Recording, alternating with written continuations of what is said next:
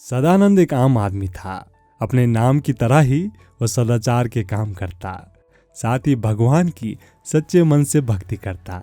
उसका जीवन समस्याओं से भरा हुआ था, इसीलिए वह काफी परेशान रहता।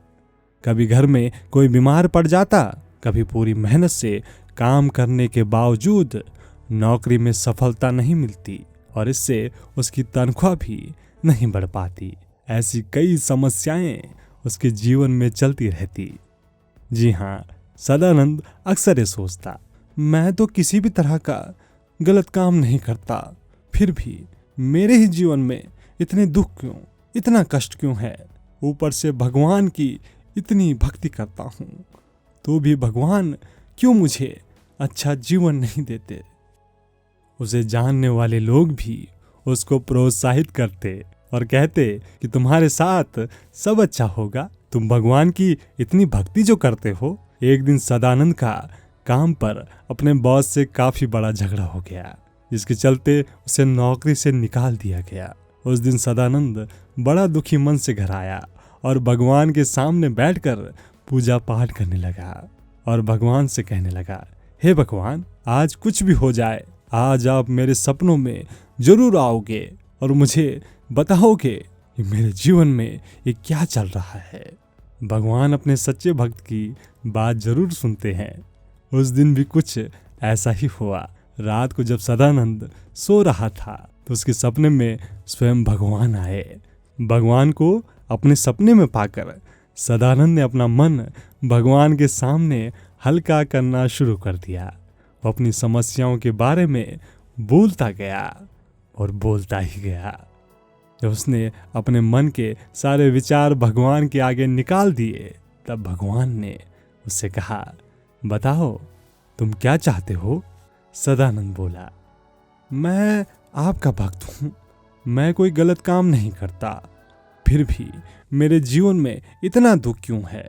मैं देखता हूँ जो गलत काम करते हैं, सही राह पर नहीं चलते, वो बड़े मौज शौक से जीवन जीते हैं, ऐसा क्यों।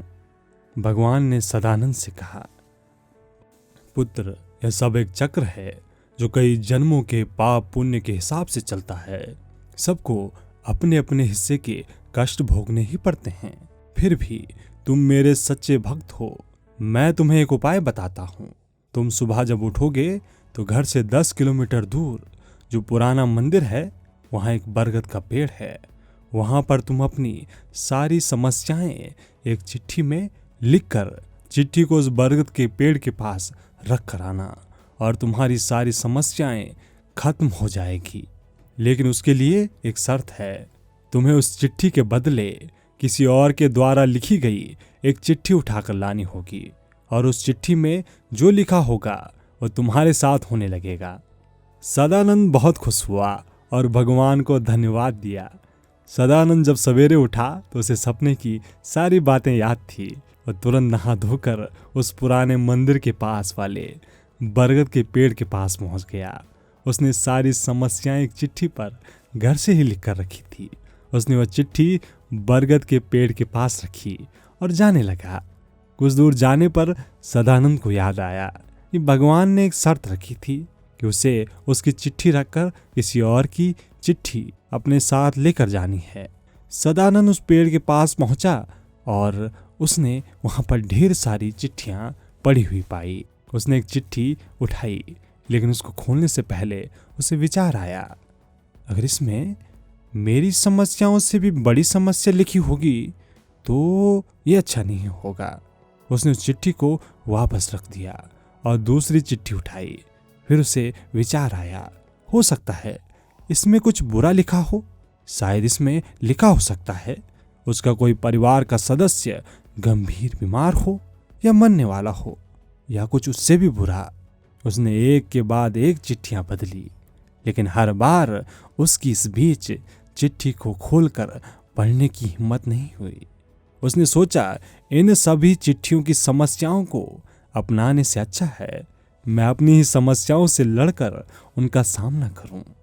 सदानंद ने अपनी लिखी हुई चिट्ठी को वापस उठाया और वहां से घर लौट आया। जी हाँ, कई बार जीवन में समस्याएं आती है। लेकिन उन समस्याओं से भागकर कभी उनको खत्म नहीं किया जा सकता। उन्हें खत्म किया जा सकता है उनका सामना करके। दूसरों के जीवन से तुलना करके दुखी होने से अच्छा है हम अपने जीवन की समस्याओं को अच्छे से समझें, उनके मूल कारण तक पहुंचे और उनसे छुटकारा पाएं।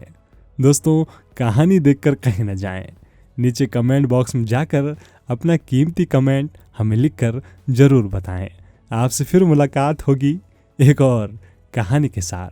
तब तक के लिए अपना रखिए बेहतर ख्याल और देखते रहिए वाई सक्सेस, क्योंकि कुछ कहानियाँ जिंदगी ही बदल देती है।